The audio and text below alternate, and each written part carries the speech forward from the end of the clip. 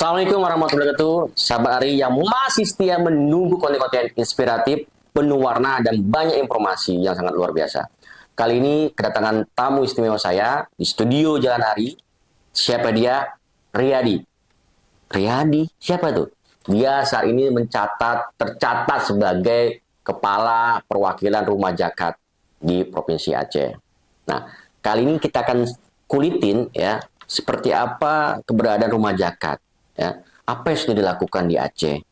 Nah, terus seperti apa dampaknya yang dirasakan oleh masyarakat Aceh.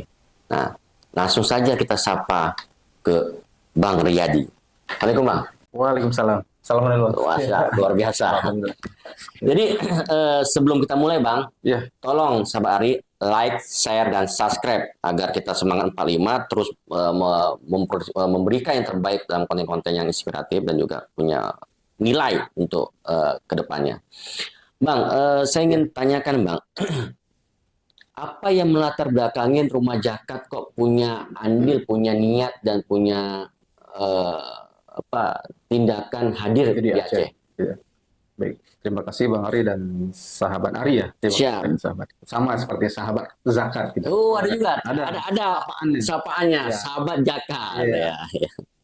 Terima kasih sebelumnya Bang Ari atas undangannya di podcast Ya. Jalan Ari. Sedikit menyampaikan review rumah zakat lah ya. Ya. Jadi rumah zakat itu Bang, kita berawal dari lembaga ambil zakat ya di Kota Bandung. Oh, di Bandung Di itu Bandung. lahirnya ya. Lahirnya itu di Bandung. Ibu kota kita itu lahir di Bandung tahun Hmm. 98. Oke. Mungkin Bang udah tahu ya tahun 98 pasca Hmm. ini ya. Nah, itu lahir rumah zakat di Bandung, terus kota-kota besar, Bandung, Jakarta, Jogja, Hmm. Surabaya gitu ya. Hmm. Nah, tadi pertanyaan lahir di Aceh Hmm. itu dari manajemen memang sudah membuat roadmap-nya. Kita akan buka seluruh cabang dari Aceh sampai Jayapura. Nah, sebelum terlalu jauh Ya, supaya sahabat Ari tahu, ya. pasca reformasi 98, kenapa kok tiba-tiba punya ide gagasan bentuk rumah zakat dari pendirinya, founding father-nya ini? Iya. Jadi founding father-nya bukan nama rumah zakat dulu. Itu udah 4 kali transformasi ini. Oke. Yang lahir pertama itu adalah DSUQ namanya. Dompet Sosial Umul Qura. Hmm. Nah, Dompet Sosial Umul Qura itu dibentuk, terus juga bertransformasi.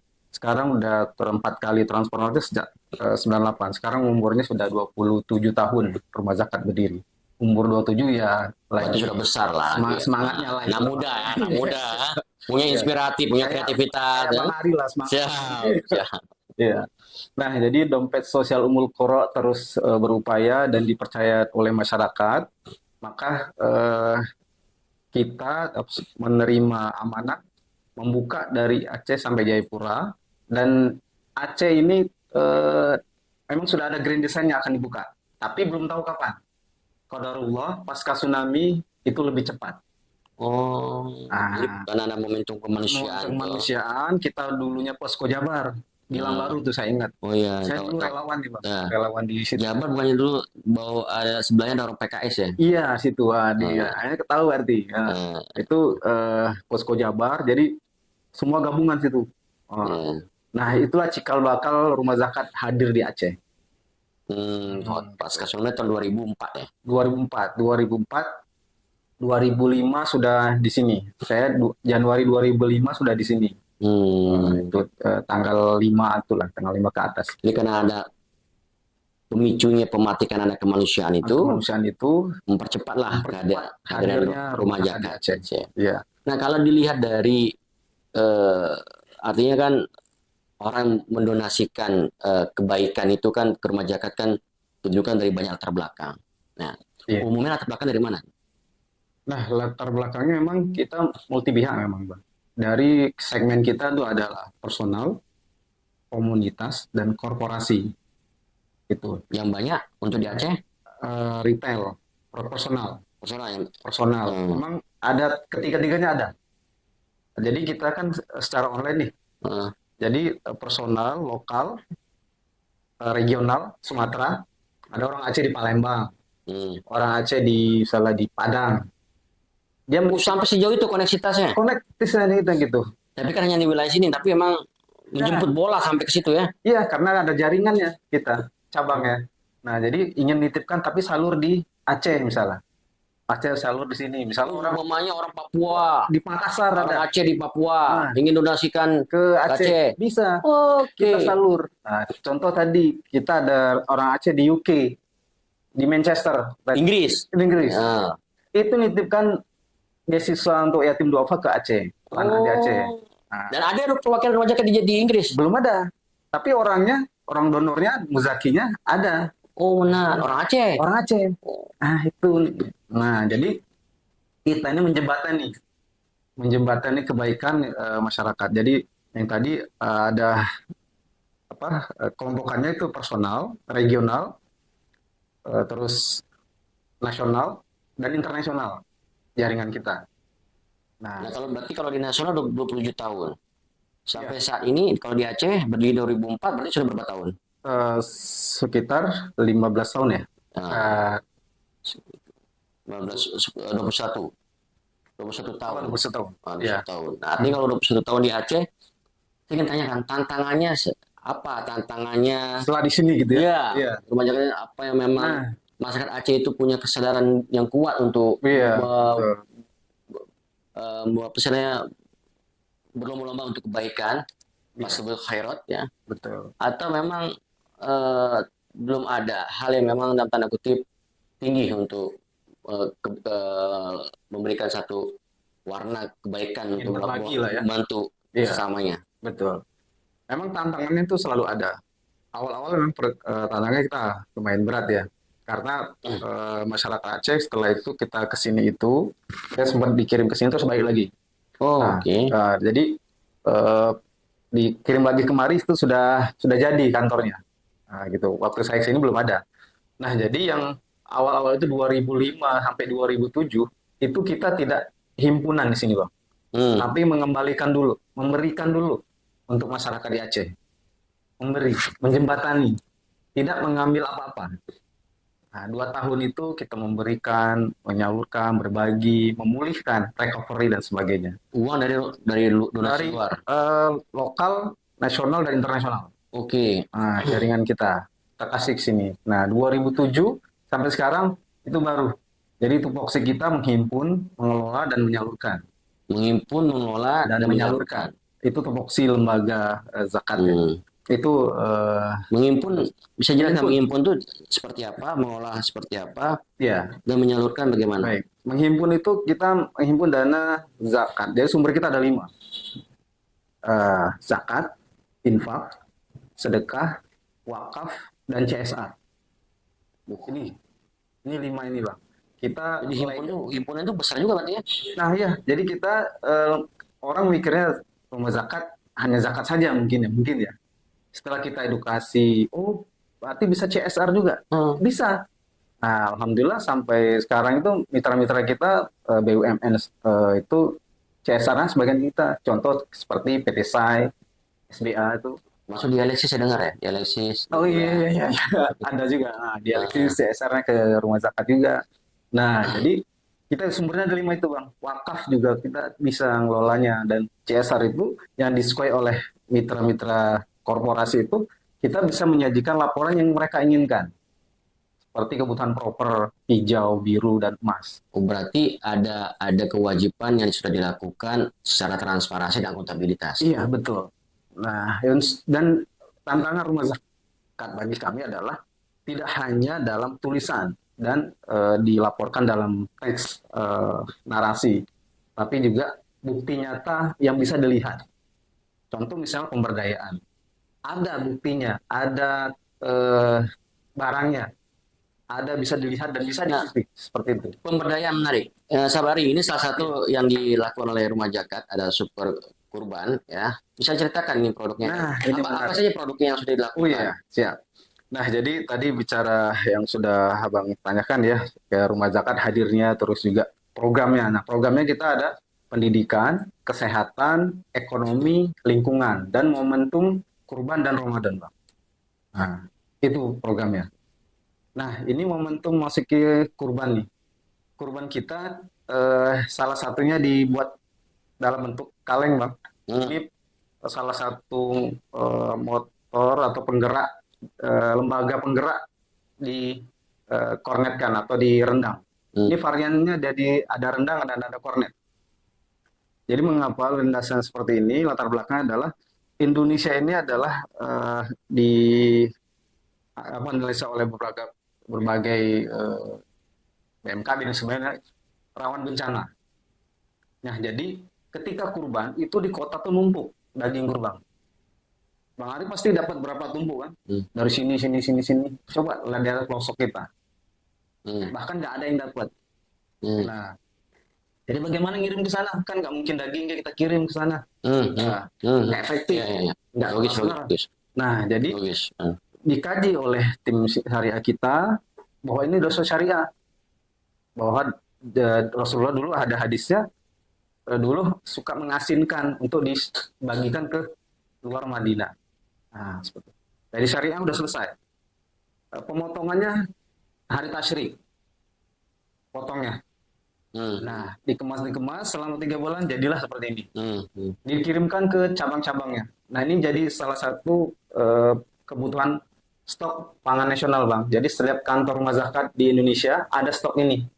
Ini ketika ada bencana banjir, kebakaran, kita meminimalisir menyalurkan eh, mie instan.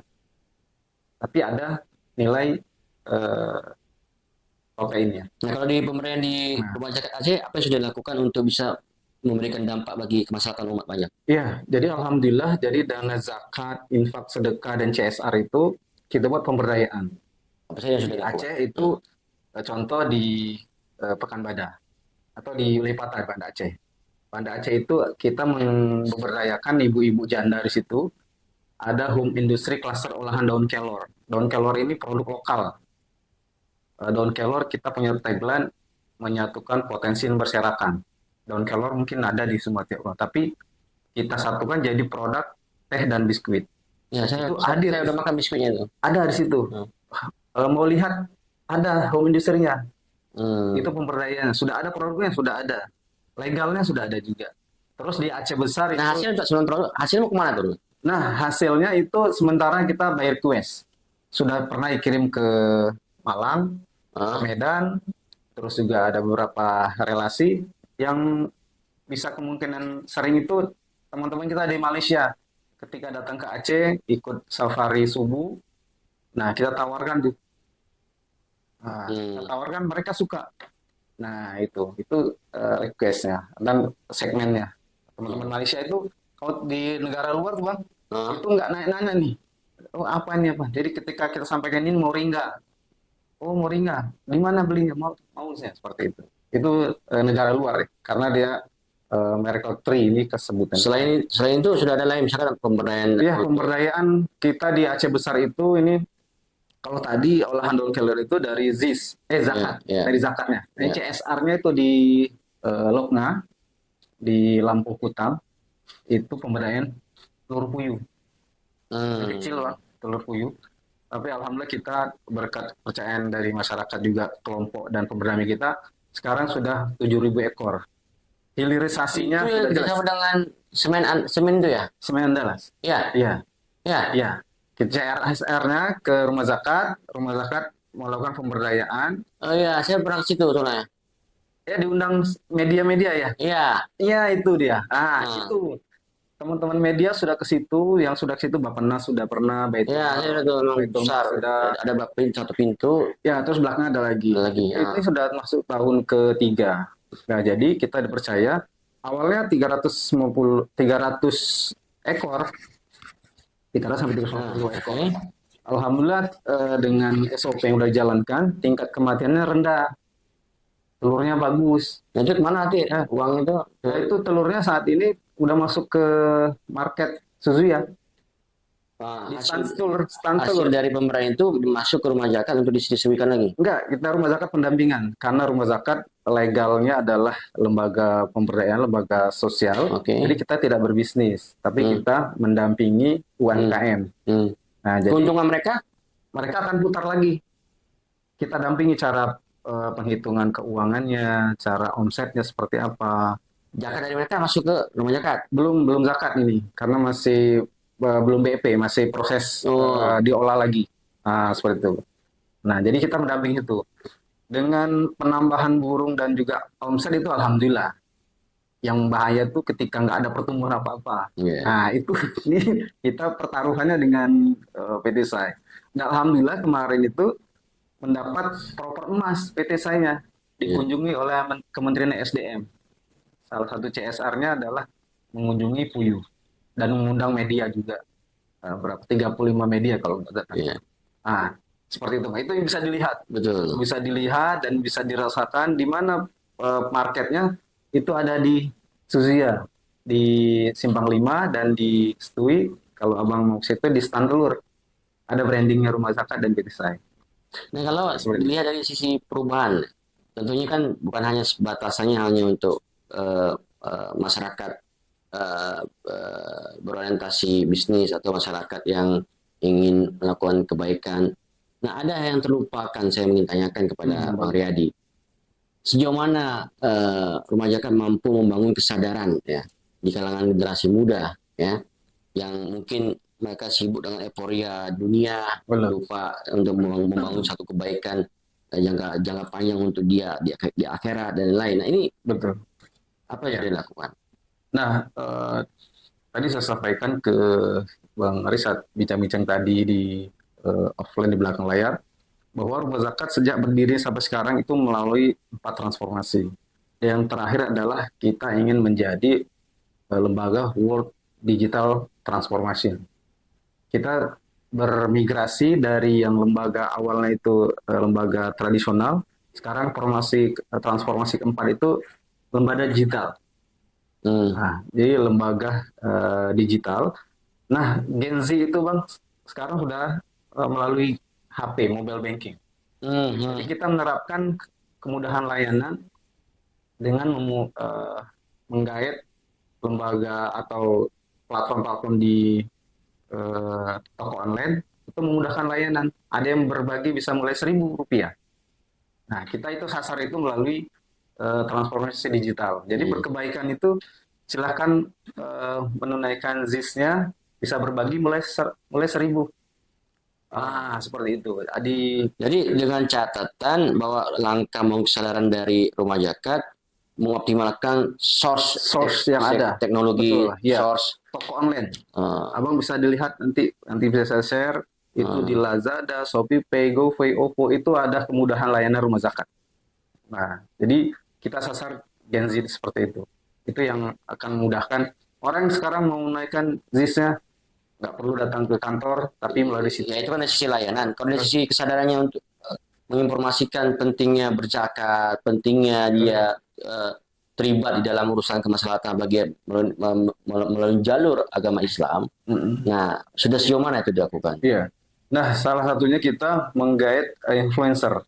Nah, jadi Hmm, kita ajak para influencer nih Bang, yang dia jualan produk, jualan apa, misalnya dia promosi apa, itu kita ajak menjadi peduli ke Rumah Zakat dan kita salurkan. Dan mereka kita ajak ke lokasi pemberdayaan. Nah, di Aceh misalnya mau berkunjung ke home industry tadi, ayo kita ke sini influencernya. Nah, jadi mereka melalui jaringan mereka itu yang bisa kita eh, berikan ke masyarakat yang tadi yang digital iya, tadi. iya, iya. Nah, itu yang memudahkan. Terus juga penyaluran kita di kanal-kanal media kita memudahkan orang untuk mengakses penyaluran baik itu pemberdayaan maupun charity dan juga kegiatan-kegiatan yang sifatnya internasional. Dan donasinya sudah masuk dari kalangan anak muda tuh. Sudah masuk dan kami kebanyak retail ya atau personal itu yang menjadi nafasnya para lembaga ini ya lembaga sosial ya gitu. Kalau korporasi komunitas mungkin berjenjang dia kan mungkin 2 tahun atau setahun atau 3 tahun, tapi kalau retail personal itu terus dia bahkan 1 tahun itu bisa 4 sampai 5 kali berdonasi itu sering bahkan bertransaksi dan itu sudah tercatat di sistem kita. Nah, dulunya kita mungkin menggunakan kertas kan pada cashless. Yang datang ke kantor itu bisa dihitung datang kantor yang ingin berdonasi akad, tapi kebanyakan sudah cashless. Nah, kalau dilihat dari berlomba-lomba untuk kebaikan, tentunya kan itu menjadi satu hal yang positif. Betul. Nah, sejauh mana ketika umpamanya dihadapi pada tantangan oleh rumah zakat, ya ketika eh, banyak lembaga Iya, serupa dengan rumah zakat yang memang turut serta untuk dalam tanda kutip ya menjaring kepedulian, kebaikan, atau kesadaran ya untuk mendonasikan eh, hartanya ke lembaga-lembaga yang dianggap mampu. Nah, iya. kalau tidak melihat ini sebagai suatu tantangan, tentunya kan akan juga susah ke depannya Sangat ekstensi. tergilas. Iya, Ini gimana nih? iya. Kami menyadari bahwa di nasional itu, Bang, ada 147 lembaga amil zakat nasional. Susah ya? Itu tingkat daerah malah, kabupaten kota, provinsi skalanya ya. Ada skala nasional. Skala nasional selalu sekitar 43, termasuk rumah zakat. Yang skala nasional. Di Aceh itu ada sekitar 13 lembaga amil zakat di Aceh. Karena kita ada forum zakat namanya FOS. Saya diamanahin jadi ketua FOS di Aceh. Oh, Ah, boleh nih. iya. Selamat, selamat. Iya, Ternyata Sabari luar biasa. Sebelum terlalu jauh, jangan lupa saya ingatkan like, share, dan subscribe channel kesayangan Anda. iya. Lanjut, Bang. Nah, jadi lembaga amil zakat di Aceh itu ada 13. Jadi di sisi lain, apakah kami saling sikut? Ya kita profesional aja. Profesional dan proporsional. Ya. Hmm. Sekarang lembaga A, B, C, dan sebagainya punya program apa dan lebih brandingnya kemana? Lebih dominannya kemana? Nah, seperti itu. Jadi yang kita tonjolkan adalah eh, berikan yang terbaik untuk masyarakat, maka masyarakat akan memberikan kepercayaan kepada kita. Hadirnya rumah zakat bukan menjadi kompetitor oleh Baitul Mal, tapi kontributor kita. Luar biasa. Nah, sebagai closing statement, apa yang ingin Mariani sampaikan kepada sahabat Ari yang nonton di seluruh Indonesia, di Aceh, agar menggugah, menjadikan ini menjadi satu gerakan yang masif, menjadi satu gerakan yang positif dalam mengubah satu tatanan hubungan antara ketuhanan dan juga kemasyarakatan. Ini Ya, bagaimana? ya baik. Pada prinsipnya kita yaitu rumah zakat terus menjembatani kebaikan karena eh, bala itu tidak akan terjadi kecuali kita sudah sedekah. Nah, gitu. Jadi sedekah itu menolak bala. Nah, yang disukai itu adalah bukan besarnya, tapi rutinnya. Nah, itu kita menganalisa bagaimana orang bisa bersedekah itu setiap hari. Setiap hari, karena yang disukai adalah kecil tapi rutin. Nah, itu prinsip itu yang kami pegang dan kita ingin mengajak seluruh masyarakat, baik itu Gen Z, terus juga baby boomer dan sebagainya, kita siap menjembatani kebaikan. Insya Allah akan kita berdayakan masyarakat di Aceh.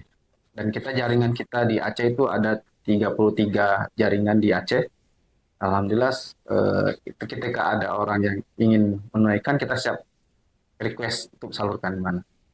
Seperti itu. Ya, tidak terasa seperti Ya, banyak hal yang sudah disampaikan oleh kepala perwakilan rumah zakat di Aceh. Nah, tentunya saya juga ingin menggugah kepada sahabat Ari, mari sama-sama kita berbuat kebaikan untuk kepentingan masyarakat dan untuk kepentingan agama. Ya, banyak hal yang akan nanti dirasakan secara positif pada diri kita dan juga untuk orang banyak. Sampai ketemu lagi bersama saya, tetap setia di channel Janari. Jangan lupa like, share, dan subscribe channel ini. Salam Janari.